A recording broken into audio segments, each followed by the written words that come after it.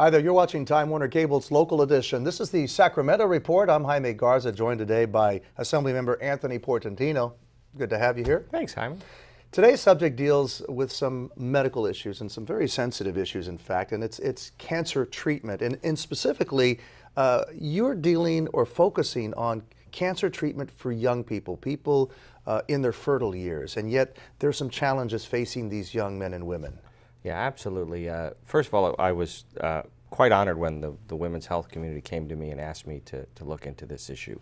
And when I found out that there were young women and young men who get diagnosed with cancer and then face the decision of getting chemotherapy and other treatments that might and most likely will render them infertile, many of them choose not to get their cancer treatment because they don't want to lose their fertility. And so they get sicker, they suffer unnecessarily, and their body's unnecessarily harmed by foregoing treatment to make them healthier. And then when we researched it farther, we found that just about every single consequence of cancer treatment is covered by insurance. For example, reconstructive surgery is covered after a woman has her cancer surgery, the reconstructive surgery is covered.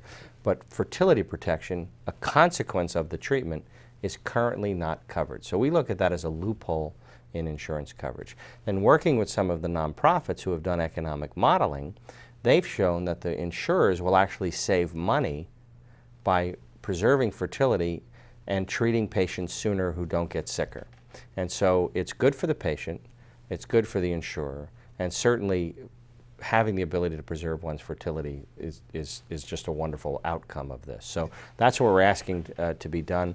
I've been surprised since we announced the bill how many people have come up to me, contacted me on Facebook or sent me emails or called me and said, I face this situation and you know, we couldn't afford to preserve our own eggs and our own reproductive ability. We're talking about what, some $10,000, $20,000, something. It depends on depending on how you want to do that. Right. Embryos are more expensive to preserve. Obviously, eggs and sperm are cheaper to preserve.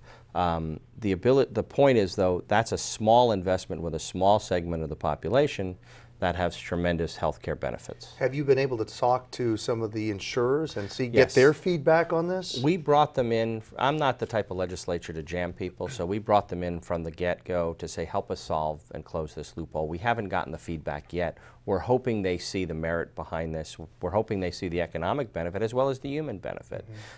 Because imagine you're 25 years old, you just get married, you find out you have cancer, and all of a sudden, within a matter of a week, you're deciding whether you're going to lose your fertility or get cured. We've heard stories of women who have gone in and had double mastectomies, and then the doctor says, we're going to start your cancer treatment this week, and they say, no, now I'm going to get pregnant, and I'll start my cancer treatment after I have my baby. What happens in that 9 months could be devastating to that patient. Let that patient have the ability to preserve their fertility, get cured, be a happy parent. Are you concerned about insurance rates for these folks in terms of maybe having to pay premiums that might be out of reach for them as well? Well, again, in the economic studies that have been shown, the number of people we're talking about is small. The cost per patient spread over the policies is very insignificant, and the end cost savings for the insurers, treating people sooner saves them money in the long run.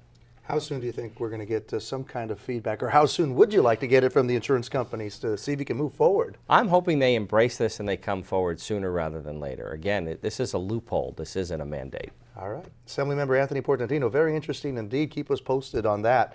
We want to thank you for being here. We want to thank you at home for watching Time Warner Cable's Local Edition, the Sacramento Report. Always remember, you can watch this interview as well as any others by just simply going to My Government On Demand, and you can get it on Channel 1. Make it a good one.